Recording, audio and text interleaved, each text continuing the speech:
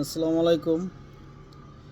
বর্তমানে ভারত পাকিস্তান যে উত্তেজনা, যে যুদ্ধর প্রান্ত চলতেছে, যে মহড়া, যে শোডাউন চলতেছে, কিন্তু একটা জিনিস কি, যে যারা ঘটনাটা ঘটাইলো তারা এখন ধরাছোঁয়ার বাইরা, বা তাদের কোনো খোঁজ নেই।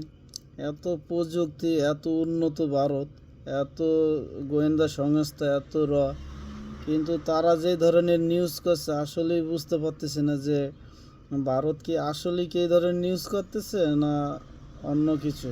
কারণ ভারত যেভাবে তারা শোডাউন করে, যে তারা অনেক উন্নত কান্ট্রি, অনেক প্রযুক্তি দেশ, অনেক ডেভেলপ, অনেক গোয়েন্দা সংস্থা, কিন্তু তাদের দেশের রিপোর্ট দেখলে মাঝে মধ্যে মনে হয় যে অন্যরকম।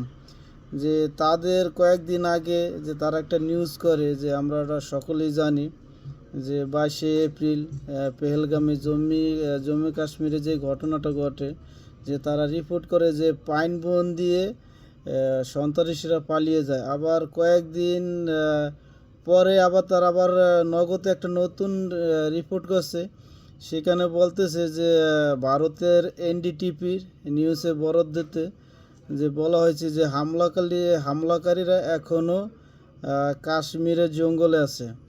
যে তাদের এত প্রযুক্তি, কিন্তু তারা 4জন সন্ত্রাসী ধরতে পারে না। তারা এখনও পুলিশ এবং সেনাবাহিনীর অভিযানের বাইরে দিয়ে তারা এখনও আপনার কাশ্মীরে ঘুরতেছে।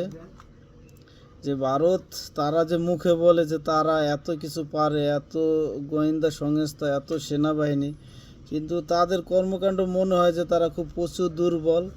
আর তাদের দেশের নিরাপত্তা নিয়ে এখন সারা পৃথিবীতেই প্রশ্ন করতেছে যে আসলেই কি ইন্ডিয়া কি নিরাপদ।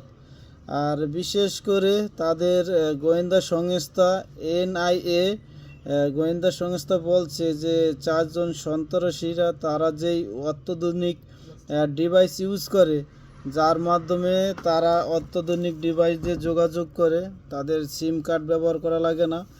একটা জিনিস চিন্তা করেন যে চোর তারা কতটা উন্নত, কতটা প্রযুক্তি ব্যবহার করে, যে একটা দেশের সরকার, সেনাবাহিনী, যে তারা তাদের 4জন সন্ত্রাসীরা ধরতে পারে না।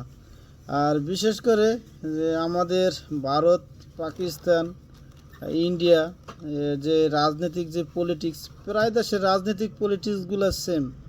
কারণ প্রত্যেকটা দেশই তারা নোংরা রাজনীতি করে আর জনগণের ইমোশনাল নিয়ে খেলা করে। আর তারা একটা জিনিস বুঝে যে কোন সময় কি নিয়ে, কোন ইস্যু দিয়ে জনগণের সাথে খেলতে হয়, এইগুলো খুব ভালো করেই তারা জানে। আর বিশেষ করে যে ইন্ডিয়ান যেই ঘটনাটা ঘটছে, এখনও সরকার এটার প্রুফ দেখাইতে পারে না। তারা একটা বলছে যে রেজিস্ট্রেশন ফ্রন্ট নামে একটা সংগঠন এটার স্বীকারোক্তি দিছে, কিন্তু এটার আগাগোড়া কিছুই তারা প্রকাশ করতে পারতেছেন না। তারা যেভাবে প্রকাশ করতেছে এটা মানুষ শুনলে হাস্যকর মনে করে।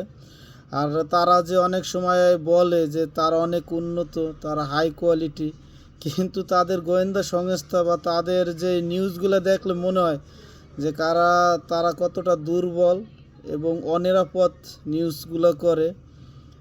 আজ এ পর্যন্তই। ভালো থাকবেন সবাই। আল্লাহ হাফেজ।